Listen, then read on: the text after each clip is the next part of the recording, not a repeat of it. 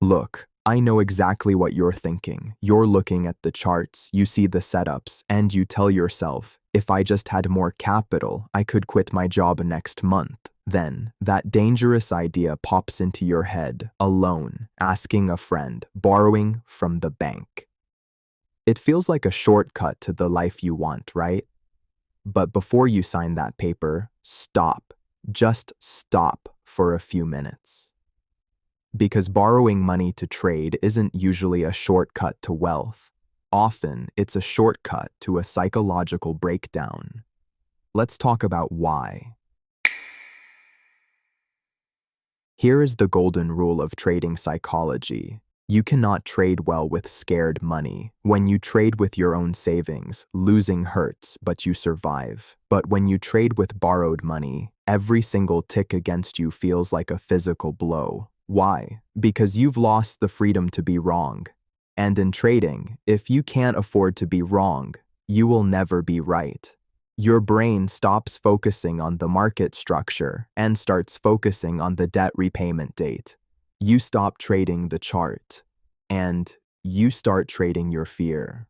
Hey, really quick, if you want to master your emotions before you risk your wallet, do yourself a favor and hit subscribe on Trade Mentality right now. Give this video a like if you want to stay in this game long term. Okay, back to it.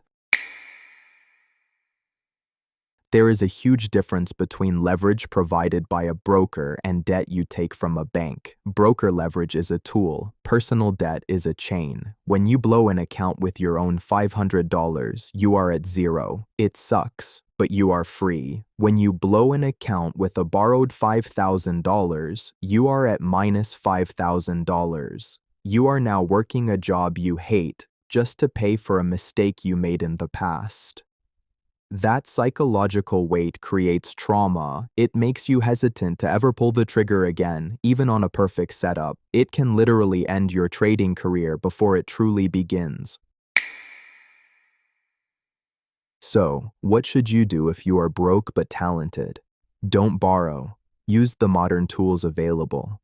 Prop firms are the answer. Instead of borrowing $10,000 and risking your credit score, spend a tiny fraction of that to buy a challenge. If you can't pass a prop firm challenge, you had no business trading with borrowed money anyway. It's a safety net. It proves you are ready without risking your life savings or your relationships. Build your skill first. The money will always rush to find a skilled trader. You don't need to chase the money. You need to chase the discipline. Trading is a marathon, not a sprint. Don't break your legs at the starting line by carrying a backpack full of debt. Keep your mind clear, keep your capital yours, and grow slowly. Thanks for watching. I'll see you in the next video. Keep your mentality sharp.